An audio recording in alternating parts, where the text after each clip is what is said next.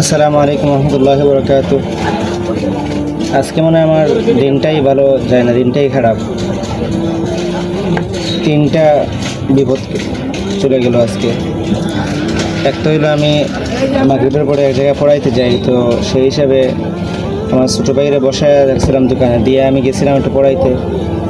যাওয়ার সময় এক চুরি আমার পকেটে হাত দিয়ে দিয়েছে মোবাইলটা নেওয়ার জন্য। আল্লাহ বাঁচাইছেন, আমি টের পেয়ে গেছি, সাথে সাথে মোবাইলটা আমি পকেটে বের করতে পারে নাই, ধরে ফেলছে। ওই লোকটাকে দেখছি, বাট সাইকেল থেকে ধরতেও যাওয়া যায় না, আবার সাইকেল না টান দিব।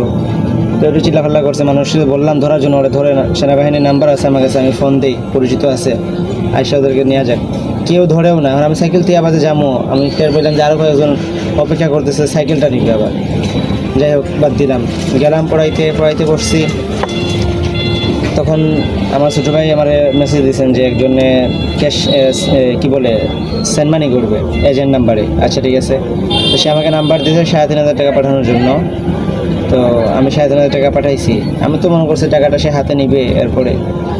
তো আমি যখন 3,500 টাকা পাঠানোর পরে ওরে বললাম টাকা পাইছো, সে বলছে টাকা দিতেছে।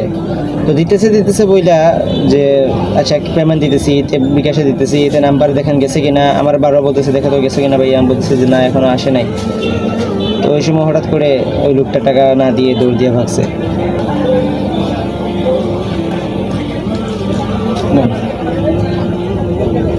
আসসালামু আলাইকুম। তো টাকা না দিয়ে ভাগছে। তো এখন তো বললাম বিপদে, এমনিই নাই ব্যবসা বাণিজ্য ঠিক মতো। 7,500 টাকা নিয়ে ভাগলো, টাকা সেন্ড মানি করে ক্যাশ এজেন্ট নাম্বারে ক্যাশার করে ভাগলো। তো সাথে সাথে আমি লেনদেনটা যে ক্রস করার একটা অপশন আছে, ওইটা ক্রস করতে গেছি, ট্রানজ্যাকশন আইডি দিছি, কিন্তু ওই লিস্টে নামই নাই। অথচ টাকাতে পাঠাইছি, এটা আছে, নাম্বারও আছে, ট্রানজ্যাকশন আইডিও আছে। তাড়াতাড়ি দৌড়ে গেলাম যে বিকাশ যে কী বলে সার্ভিস যেখানে, ওইখানে গেলাম। তো ওইখানে যা দেখি বন্ধ। তো আমার পরিচিত একজনকে ফোন দিলাম, নাম্বার দিলাম, উনি চেক করে ফটো তাড়াতাড়ি পাঠাইছেন, ওই দোকানের ফটো আনছি।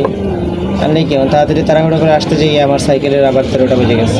চেইন টুন উল্টা যাই, এমনি সাসপেনশন নাই, অবস্থা খারাপ। আজকে আমার এই অবস্থা। আমি স্ক্রিনে ওই নাম্বার ট্রানজ্যাকশন আইডি দিতেছি, আজ আমি যে টাকা পাঠাইছি দিয়ে দিব আমি। এই অবস্থা। এমনিতেই লাভ তো নাই, ইন্দুরেও আছে, খাইয়া রাখতেছে না দোকানপাট। প্রায় 150-200 টাকার উপরে ইন্দুরেই জিনিসপাতি খাই শেষ করে দিচ্ছে। কী করবো, আল্লাহ আমার সবর করি, কিছু করার নেই। চুরের শুনছি হালাল টাকা খায় না, মানে চুরের ভাগ্যে নাকি হালাল টাকা দিতে না। আমার টাকায় কোনো হারাম ছিল আল্লাহ ভালো জানে, আমি জানি না। ওকে, আসসালামু আলাইকুম।